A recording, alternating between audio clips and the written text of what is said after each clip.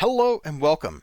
This was a fun little thing. The creator of this book put it up on for download on Free Comic Book Day, and I was like, "That's a pretty cool cover. Like, come check out all the details in this cover." Right? You have a very apprehensive woman. You got all this great stuff up here. Showing state of mind. This is like an old school brain map or something where they were like, "Oh yeah, we're gonna map this area of thought to this region of the brain or something," which I don't think is at all how brains work.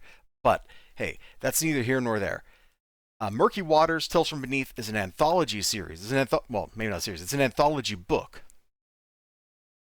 a horror anthology book, which means it's the contents vary a lot. So I just got done reading this thing, and then I got done tracking down where I got it from because I'm like, where the heck did this PDF that I just found come from? Well, now I know. It was just out there on Twitter. Anybody could have grabbed it that day.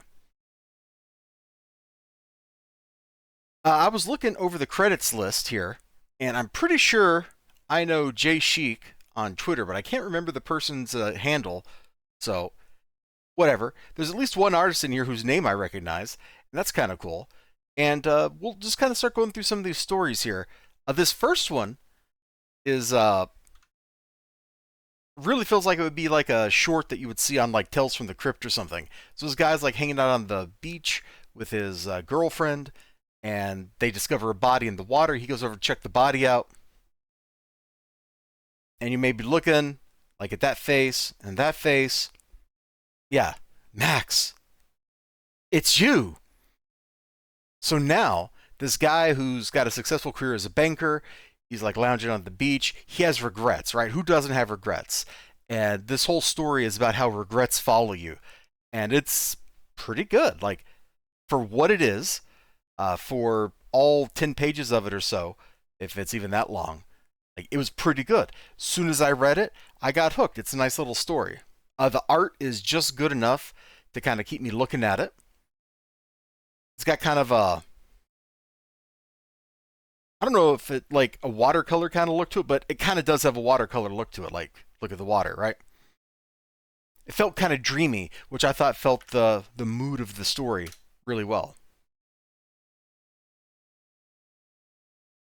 The Gaze is one of those shorter stories.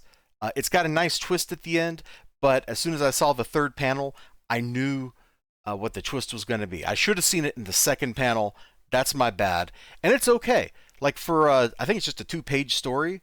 Like it's abrupt, it's to the point.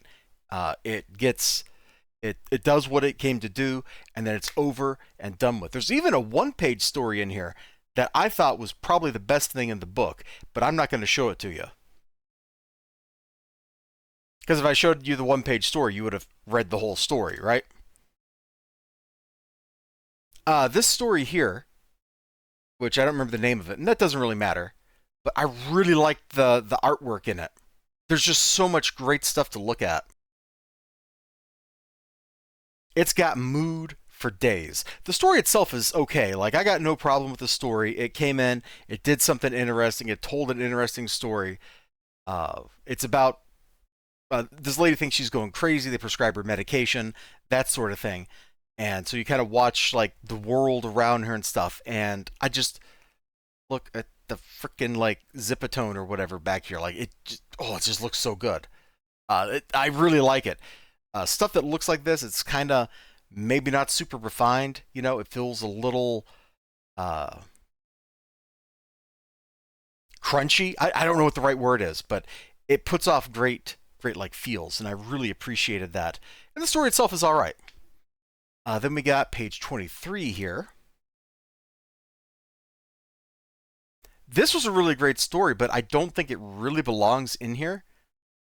Um, it's a story about guilt and what that does to a person, that kind of stuff.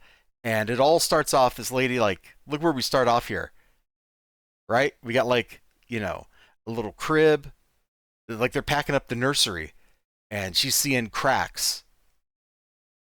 So it's all about like her perspective and stuff. And there's some really great stuff in this.